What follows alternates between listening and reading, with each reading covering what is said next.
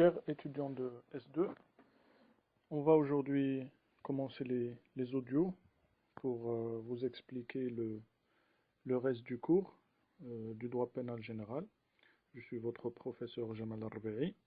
Donc ça sera notre première séance qui sera consacrée à l'élément moral. On a vu déjà que pour qu'une infraction existe, il faut trois éléments. Il faut un élément légal, un élément matériel, et aujourd'hui on va voir le troisième élément, à savoir l'élément moral. Donc cet élément est un élément qui est lié à la volonté de l'auteur de l'infraction. C'est un élément qui est indispensable dans toute infraction, qu'elle soit intentionnelle ou non intentionnelle. Dans le sens où un infracteur ne sera, ou une infraction n'existera que si l'agent a une volonté consciente de commettre une infraction. C'est pour cette raison que il faut de manière générale deux éléments au sein bien sûr de cet élément moral. Il faut d'abord ce qu'on appelle l'imputabilité. L'imputabilité veut dire que l'infraction doit être ou peut être mise à la charge de l'agent. C'est-à-dire on peut lui imputer l'acte qu'il a commis. Pour lui imputer cet acte, de manière générale, il doit avoir tout simplement une volonté libre et il doit jouir de ses facultés mentales. Par conséquent, celui qui n'a pas de discernement ou un majeur qui a une démence par exemple, on ne peut lui imputer l'infraction. Donc il faut d'abord cette imputabilité et ensuite il faut ce qu'on appelle la culpabilité. C'est-à-dire que l'agent doit être déclaré coupable. Le mot culpabilité vient d'un mot latin qui est culpa. Culpa en latin veut dire faute. C'est-à-dire que de manière générale, l'agent doit être fautif. Et pour qu'il soit fautif, il doit avoir la volonté et la conscience de violer la loi pénale, tout simplement. Donc cet élément moral ne se présente pas de la même façon dans les infractions intentionnelles et dans les infractions non intentionnelles. Donc dans les infractions intentionnelles, l'élément moral coïncide avec ce qu'on appelle de manière générale le dol criminel ou ce qu'on appelle l'intention criminelle. L'intention criminelle. Et dans les infractions non intentionnelles, de manière générale, quand on parle de l'élément moral, il s'agit de la faute commise par l'agent. C'est-à-dire que même s'il n'y a pas une intention criminelle, pour qu'une infraction non intentionnelle existe, il faut une faute. Donc c'est pour cette raison que on va distinguer entre deux chapitres. Le premier chapitre qui sera consacré aux infractions intentionnelles et un deuxième chapitre sera consacré aux infractions non intentionnelles. Donc, tout d'abord, pour ce qui est des infractions intentionnelles, cette intention criminelle veut dire de manière générale que l'agent a commis l'infraction avec l'intention de violer la loi pénale. C'est-à-dire que c'est quelqu'un qui a commis l'infraction en connaissance de cause. Il sait très bien qu'il commet quelque chose qui est interdit par la loi pénale. Mais cette intention criminelle ne se présente pas de la même façon. Donc il a des modalités et des degrés différents. C'est pour cette raison qu'on va d'abord préciser la notion d'intention criminelle. Donc la notion d'intention criminelle, ou ce qu'on appelle, comme je vous ai dit, le dol criminel. C'est-à-dire quand vous entendez dol criminel, ça veut dire intention criminelle, c'est la même chose. Donc on va voir la notion d'abord et en deuxième lieu, on va voir les classifications de l'intention criminelle. Parce que il y a plusieurs classifications selon de manière générale les modalités euh, et les degrés de l'intention criminelle. Donc tout d'abord, pour ce qui est de la notion, l'intention criminelle, on a dit, est la volonté qui a pour but de violer la loi pénale. C'est-à-dire, c'est le fait de faire un acte pour violer la loi pénale. Ou de manière générale, on dit que la volonté, que l'intention criminelle est la volonté qui se tend vers un but illicite, à savoir bien sûr la commission d'une infraction pénale. Par conséquent, on peut distinguer deux éléments dans l'intention criminelle. D'abord, la volonté de commettre l'infraction, dans le sens où l'infracteur doit vouloir et désirer le résultat qui est prohibé par la loi pénale. Par conséquent, on ne peut pas, par exemple, parler d'acte volontaire dans le cas où quelqu'un, par exemple, n'a pas voulu le résultat. Donc celui qui n'a pas voulu le résultat et n'a pas voulu, de manière générale, violer la loi pénale, on ne peut pas dire qu'il a une intention criminelle. Donc il faut une volonté d'obtenir un résultat déterminé et que ce résultat soit contraire à la loi pénale et interdit par elle. Le deuxième élément, c'est que cette volonté ne suffit pas, elle doit être consciente. C'est-à-dire, il faut la conscience de commettre quelque chose qui est interdit par la loi pénale. Dans le sens où,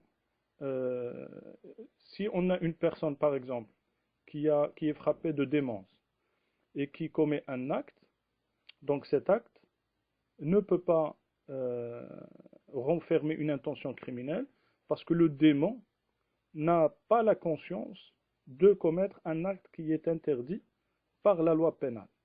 Par conséquent, il faut, de manière générale, quelqu'un qui a le discernement et quelqu'un qui a ses facultés mentales. Et surtout, il est conscient de commettre une infraction pénale. Donc ce sont les deux éléments qui permettent de parler de l'intention criminelle. Donc de manière générale, on va dire que l'intention criminelle, c'est la volonté consciente de commettre un acte qui est interdit par la loi pénale. Donc cette intention criminelle se distingue de ce qu'on appelle les mobiles. Les mobiles se distingue des mobiles parce que tout simplement l'intention criminelle c'est un élément essentiel dans les infractions criminelles, alors que de manière générale le mobile n'est pas pris en compte par la loi pénale. En tout cas, on va voir qu'il y a des atténuations, mais le mobile n'est pas un élément constitutif de l'infraction. C'est-à-dire qu'une infraction peut exister, peu importe le mobile. Donc, quand on parle en fait du mobile, pour comprendre, on veut dire par là la raison qui a poussé quelqu'un à commettre un acte déterminé, donc un acte déterminé contraire à la loi pénale. Donc la raison peut différer selon les personnes. C'est pour cette raison que le mobile est personnel. Donc il varie selon chaque personne. On va donner un exemple. Si vous prenez par exemple l'homicide volontaire, l'intention criminelle dans l'homicide volontaire, c'est l'intention de tuer. C'est la volonté de tuer quelqu'un. Ça, c'est l'intention criminelle. Le mobile varie selon la personne. Donc, il y a quelqu'un qui veut tuer par jalousie, un autre qui peut tuer par haine, un troisième qui peut tuer pour l'argent, c'est-à-dire par cupidité, et on peut avoir aussi quelqu'un qui peut tuer par vengeance. Donc ces mobiles sont différents d'une personne à l'autre. Mais l'intention criminelle est la même dans chaque infraction. Quand on parle d'homicide volontaire, l'intention est toujours donner la mort à quelqu'un ou tuer quelqu'un, alors que le mobile diffère d'une personne à une autre. Donc de manière générale, ce mobile n'est pas un élément constitutif de l'infraction, mais il y a des atténuations dans le sens où les juges peuvent prendre en considération le mobile dans plusieurs sens. D'abord, ils peuvent prendre en considération le mobile pour réduire la peine. Par exemple, dans le cas de ce qu'on appelle les crimes passionnels, c'est-à-dire dans le cas où il y a un homicide par amour, par exemple, en cas de tromperie. Donc le juge peut prendre ce mobile, tué par amour, comme un élément qui permet de réduire l'infraction. Euh, Aussi, le mobile peut constituer parfois une circonstance aggravante. C'est-à-dire que lorsqu'on est animé par certains mobiles, le juge peut aggraver la sanction. Par exemple, si vous prenez l'article 473, vous allez trouver que l'enlèvement, lorsque est motivé par l'obtention d'une rançon, il est sanctionné plus lourdement qu'un enlèvement, on va dire, simple. Donc le fait de demander une rançon, c'est-à-dire la personne enlève quelqu'un pour demander une rançon, cela permet en fait d'aggraver la sanction. Mieux encore, dans certains cas, le mobile peut se présenter comme un élément essentiel de l'infraction, c'est-à-dire un élément pour qualifier une infraction déterminée. C'est ainsi l'exemple de ce qu'on appelle le génocide. Donc le génocide, dans le génocide, il faut un mobile bien précis. C'est-à-dire il faut que les meurtres qui sont commis soient exécutés dans le cadre d'un plan concerté qui tend, donc le mobile, qui tend à la destruction d'un groupe. C'est-à-dire que la raison pourquoi on tue, c'est pour détruire un groupe déterminé. Donc selon soit un groupe racial, soit un groupe ethnique. Donc voilà, le mobile de manière générale, ce n'est pas un élément constitutif, mais il y a certaines atténuations donc, qui permettent au juge de le prendre en considération pour atténuer, aggraver, voire parfois il peut se présenter comme un élément constitutif. L'intention criminelle est exigée obligatoirement dans les crimes et dans les délits. Donc en vertu de l'article 133, donc l'article 133 prévoit de manière générale que les crimes et les délits ne sont punissables que lorsqu'ils ont été commis intentionnellement. Donc, dans un crime ou dans un délit, l'intention criminelle est nécessaire. Il est nécessaire, pourquoi? Parce que les crimes et les délits, ce sont les infractions les plus dangereuses et les plus graves. Donc ce sont des comportements dangereux et en plus le législateur les sanctionne de manière assez sévère. Par conséquent, ces deux raisons conduisent à dire que ces crimes et ces délits doivent être obligatoirement intentionnels. C'est-à-dire que l'intention criminelle dans ces cas est nécessaire. Le même article 133 ajoute que les délits commis par imprudence, c'est-à-dire qui ne sont pas intentionnels, sont exceptionnellement punissables dans les cas spécialement prévus par la loi. Autrement dit, les délits en principe sont intentionnels, mais parfois la loi prévoit qu'un délit peut être commis par imprudence, c'est-à-dire sans intention criminelle. C'est-à-dire ce qu'on appelle de manière générale les délits non intentionnels. Donc pour cela, il faut obligatoirement un texte qui le prévoit On peut donner comme exemple l'article 432. Donc l'article 432 prévoit la sanction de ce qu'on appelle l'homicide par imprudence. L'homicide par imprudence. Donc il prévoit que quiconque par maladresse, imprudence, inattention, négligence ou inobservation des règlements commet involontairement un homicide, ou on est involontairement la cause est puni de l'emprisonnement de 3 mois à 5 ans. C'est-à-dire on a là un délit qui est non intentionnel, en l'occurrence c'est un homicide involontaire. L'article 133 ajoute in fine que les contraventions sont punissables même lorsqu'elles ont été commises par imprudence. C'est-à-dire que, en principe, les contraventions ne sont pas intentionnelles. Ça, c'est le principe. Mais, l'article ajoute, exception faite des cas où la loi exige expressément l'intention de nuire.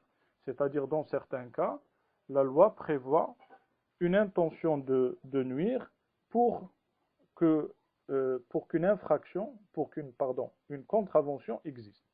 Donc, de manière générale, si on veut résumer la chose, c'est que les crimes et les délits sont intentionnels. Les délits peuvent être par imprudence, dans le cas où un texte le prévoit. Les contraventions, en principe, sont non intentionnelles, sauf lorsque la loi exige une intention de nuire. Donc voilà, ça c'est pour le premier point qui concerne la notion d'intention criminelle. Le deuxième point, les classifications de l'intention criminelle. Donc cette intention criminelle, on peut la classer selon plusieurs degrés et plusieurs modalités. Donc d'abord, on peut distinguer entre ce qu'on appelle le dol général et le dol spécial. Et ensuite, on va classer les différentes modalités du dol spécial.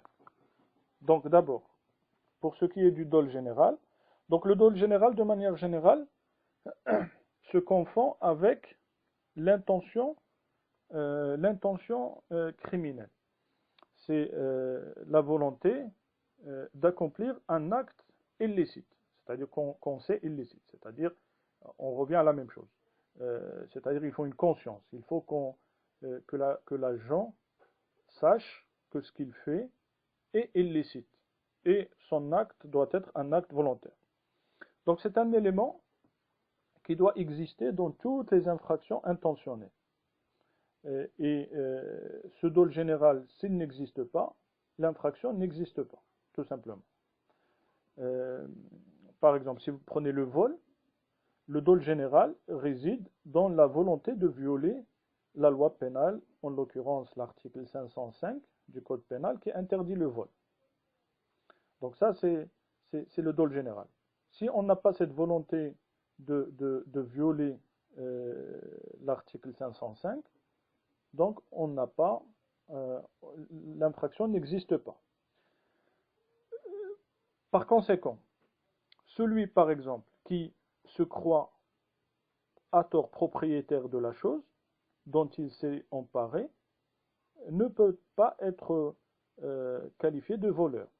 Donc si la personne croit légitimement que le bien c'est son bien, c'est sa propriété, donc il ne peut pas être considéré comme voleur. Pourquoi? Parce qu'il n'y a pas de dol général. Il n'avait pas l'intention de violer la loi pénale, étant donné qu'il se croit propriétaire de la chose. Donc ce dol, comme on vient de dire, il est un élément dans toutes les infractions intentionnelles. Dans toutes les infractions intentionnelles, il faut obligatoirement donc un dol général. Parfois, dans certaines infractions, la loi exige un dol spécial. Donc le dol spécial, de manière générale, c'est une volonté beaucoup plus précise. On dit c'est une volonté plus caractérisée qui implique un certain résultat. C'est-à-dire que la personne doit vouloir et désirer obtenir un résultat déterminé.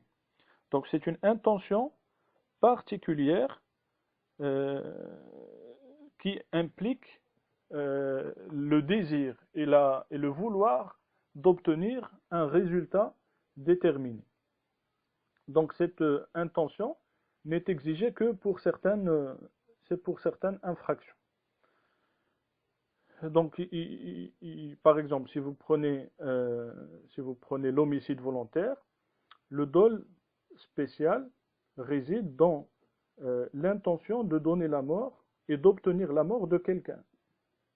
Et le dol général, bien sûr, c'est la volonté de violer la loi pénale de manière générale, l'article qui interdit donc l'homicide. Dans ces infractions où le dol spécial est exigé, il faudrait savoir que même si ce dol spécial n'existe pas, ce n'est pas pour autant que l'auteur est pénalement irresponsable. C'est-à-dire que l'auteur peut être condamné pour une autre infraction, même si le dol spécial n'existe pas.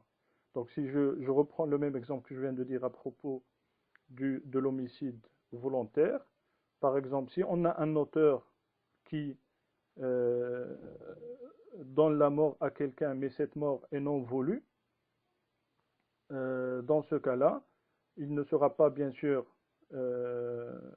condamné pour homicide volontaire, mais il peut être condamné pour coups et blessures ayant entraîné la mort sans l'intention de la donner. C'est-à-dire que il n'y a pas en l'occurrence, il n'y a pas de dol spécial parce qu'il n'avait pas l'intention de donner la mort. Donc il n'avait pas l'intention de tuer quelqu'un. Ça c'est le dol spécial. Et le fait qu'il a commis des coups et blessures, donc il y a le dol général, parce qu'il a la volonté consciente de violer la loi pénale, parce qu'il sait que cela est interdit.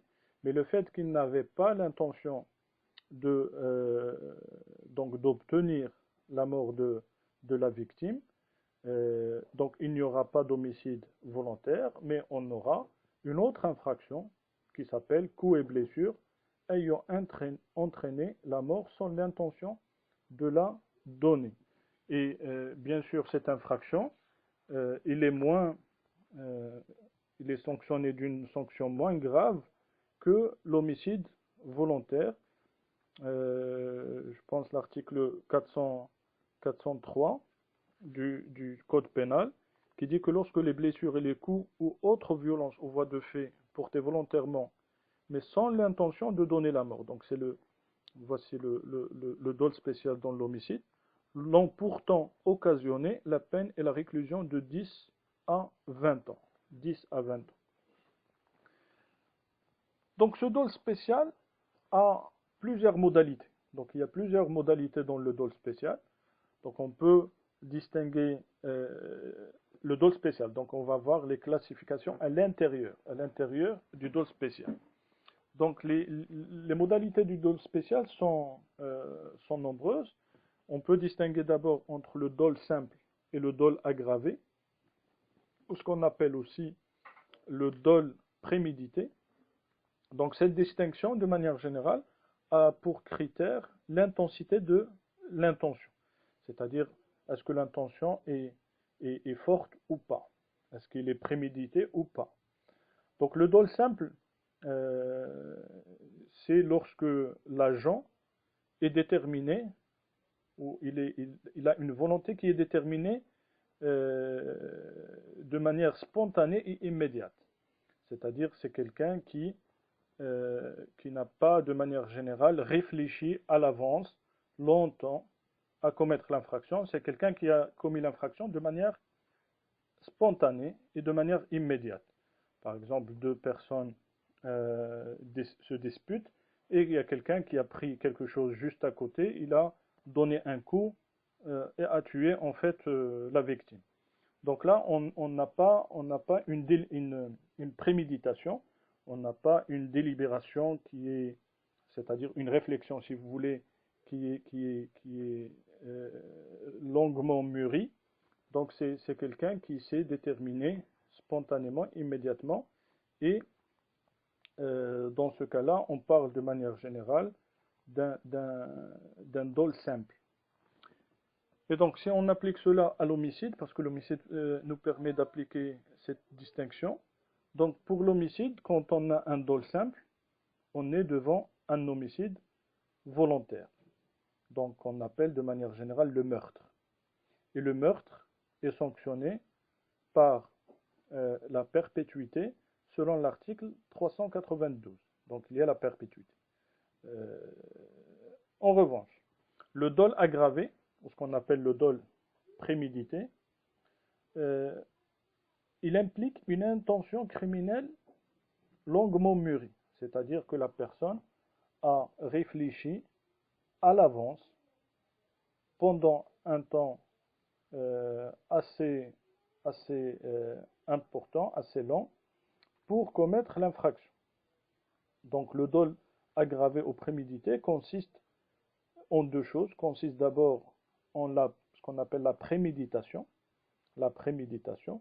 Donc la préméditation, c'est le fait de réfléchir avant de commettre l'infraction de manière assez importante, et elle consiste ensuite dans ce qu'on appelle le guet-apens. Le guet-apens. Donc le guet-apens qui est le fait d'attendre plus ou moins la victime, d'attendre en fait la victime plus ou moins longuement, en un ou plusieurs endroits la victime. Il implique forcément la préméditation. C'est-à-dire c'est le fait de guetter. Guetter, donc la préméditation, ce qu'on appelle en arabe l'israr. Le guet-apens, c'est ce qu'on appelle en arabe tarsud. Donc quand on a la préméditation ou le guet-apens, ce sont des circonstances aggravantes de l'homicide volontaire. Par conséquent, on va passer du meurtre, ce qu'on appelle le meurtre, on va passer du meurtre à l'assassinat. Et au niveau de la sanction, on va passer de la perpétuité à la peine de mort, selon l'article 393. Donc le dol simple, c'est une détermination immédiate et spontanée. Le dol aggravé, c'est une intention criminelle longuement réfléchie avec soit préméditation ou guet-apens. Donc ça, c'est la première classification qu'on peut faire. La deuxième, toujours à l'intérieur du dol spécial, on peut distinguer entre ce qu'on appelle le dol déterminé, le dol indéterminé, le dol dépassé et le dol éventuel. Donc cette distinction a comme critère le résultat de l'intention. Donc par rapport au résultat qui a été voulu ou désiré ou pas par l'auteur, on aura la distinction entre dol déterminé, dol indéterminé, dol dépassé et dol éventuel. Donc le dol est déterminé lorsque l'agent a voulu d'une façon précise le résultat de l'infraction. C'est-à-dire que l'agent a voulu et a désiré l'obtention du résultat de son acte. Par exemple, quelqu'un a la volonté de tuer telle personne déterminée. Donc, il a voulu tuer X, donc il a obtenu la mort de X.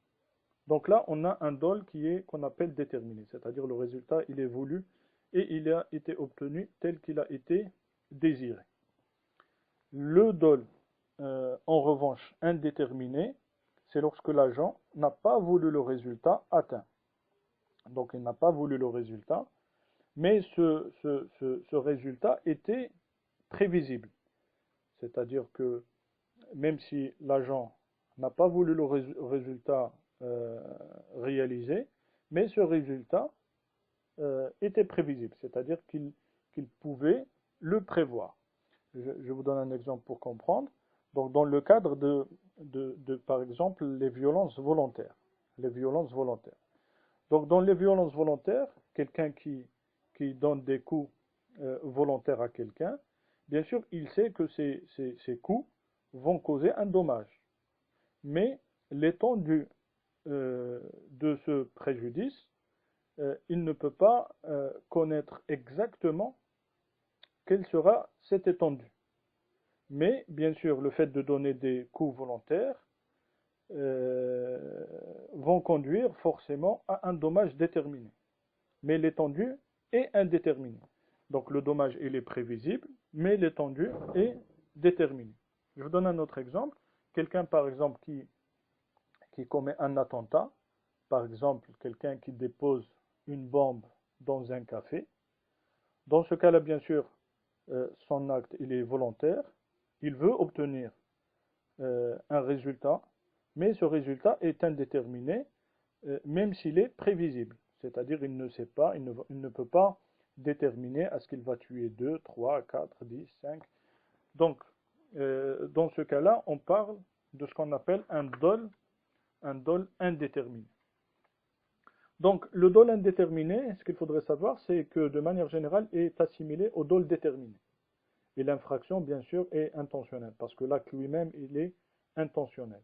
Donc, l'agent doit assumer toute l'étendue en fait de son acte, parce que tout simplement les conséquences de son acte, pardon, ont été prévisibles. Donc, il doit assumer toutes les conséquences de son acte. Le troisième dol, c'est le dol qu'on appelle dépassé. Le dol dépassé. Donc le dol dépassé, c'est lorsque le résultat dépasse l'intention de l'agent, sans qu'il puisse le prévoir. C'est-à-dire qu'il n'avait pas la possibilité de prévoir le résultat de son acte, parce que, bien sûr, ce résultat est imprévisible. Je vous donne un exemple. Donc, quelqu'un qui donne des coups volontaires, par exemple des violences volontaires, mais ces coups ont entraîné la mort de la victime. Donc, bien sûr, ici, lui, par ses coups, il ne voulait pas obtenir la mort, mais la victime est décédée. Donc dans ce cas-là, le résultat a dépassé son intention.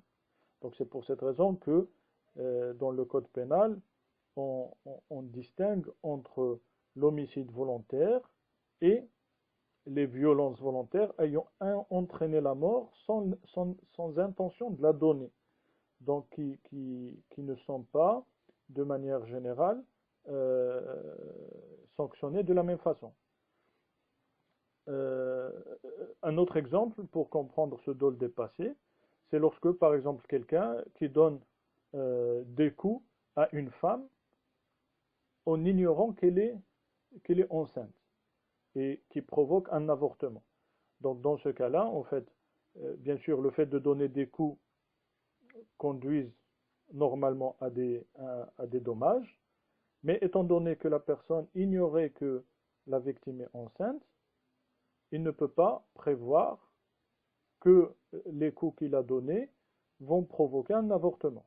Donc là, le résultat dépasse l'intention de cette personne. En dernier lieu, on a ce qu'on appelle le dol éventuel. Le dol éventuel. Donc le dol éventuel, c'est lorsque l'auteur a simplement prévu le résultat dommageable comme possible, sans le désirer. Donc il n'y a pas une possibilité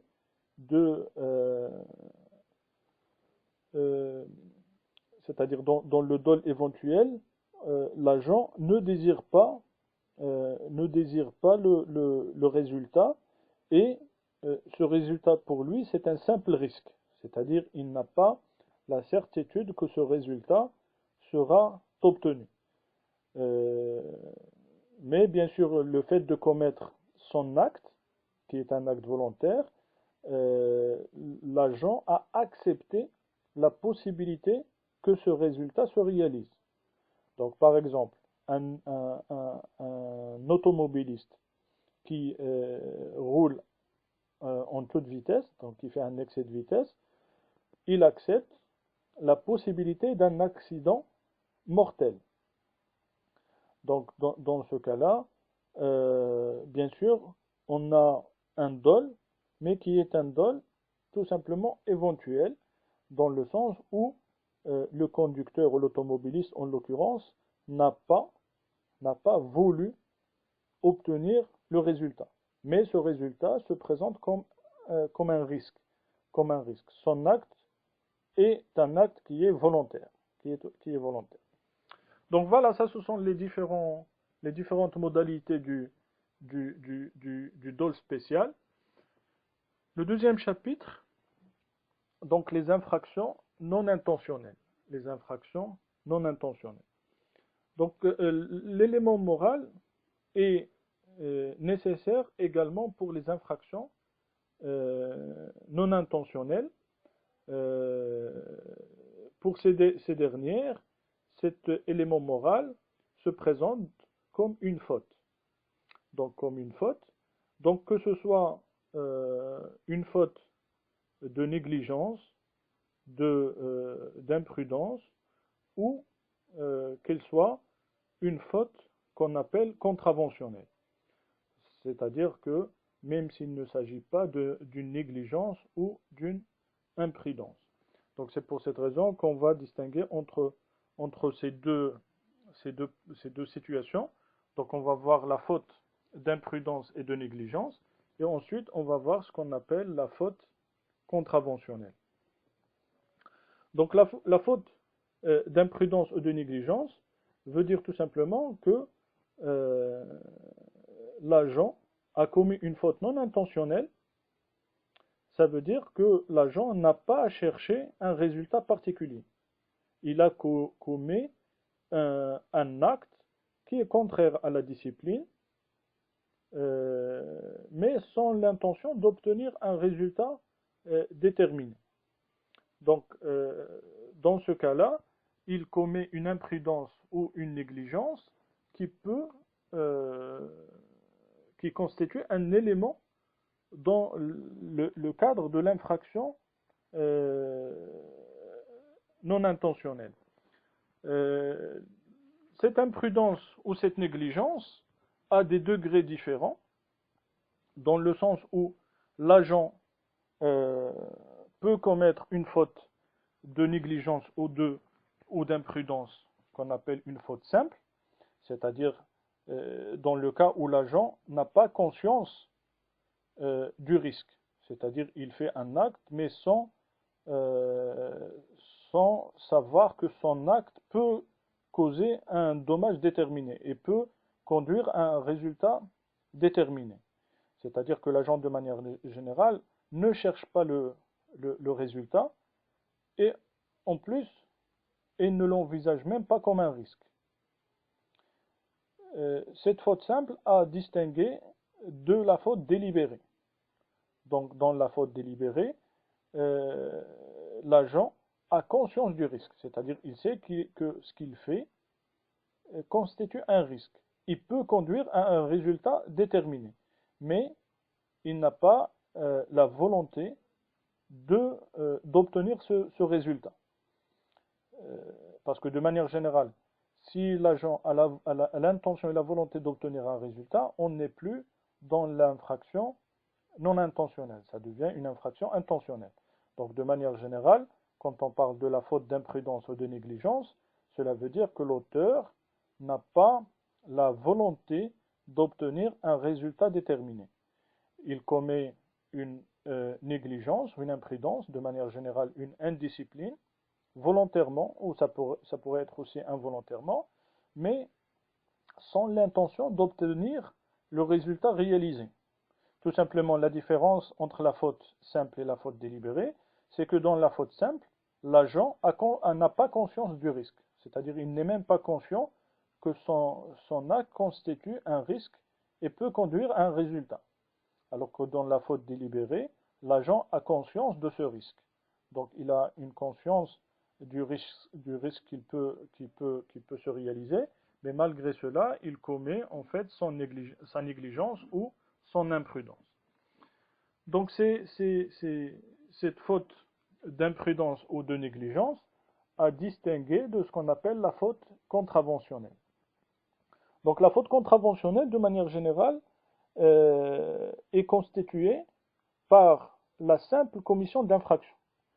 C'est-à-dire qu'en l'occurrence, il n'est pas exigé une imprudence ou une négligence. Le seul fait de commettre l'infraction conduit à considérer que l'infraction est existante.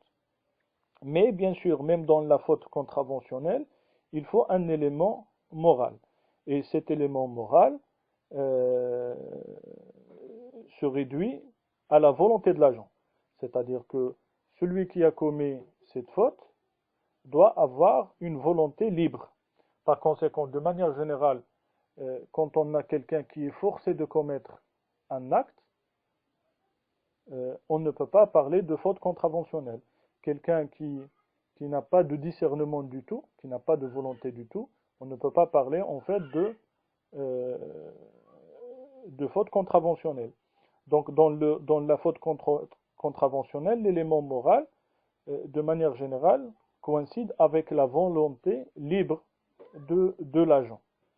Donc la différence de manière générale entre la faute d'imprudence et la faute contraventionnelle, c'est que pour la faute contraventionnelle, la seule commission de l'infraction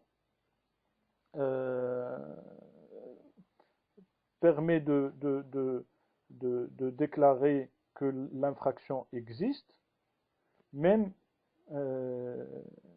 s'il n'y a pas de résultat dommageable. C'est-à-dire que même si la faute contraventionnelle n'a pas causé un dommage quelconque. En revanche, dans la faute d'imprudence ou de négligence, donc il faut obligatoirement qu'il y ait donc un dommage, et qu'il y ait surtout une imprudence ou une négligence. C'est-à-dire que la personne doit commettre un acte par négligence ou par imprudence. C'est pour cette raison qu'au niveau de l'intérêt de cette distinction, on dit de manière générale que lorsqu'il s'agit d'une faute d'imprudence ou de négligence, on doit prouver cette négligence ou cette imprudence pour engager la responsabilité pénale de son auteur. Alors que pour la faute contraventionnelle, il y a de manière générale une présomption de faute. C'est-à-dire l'accusation de manière générale est dispensée de prouver la faute.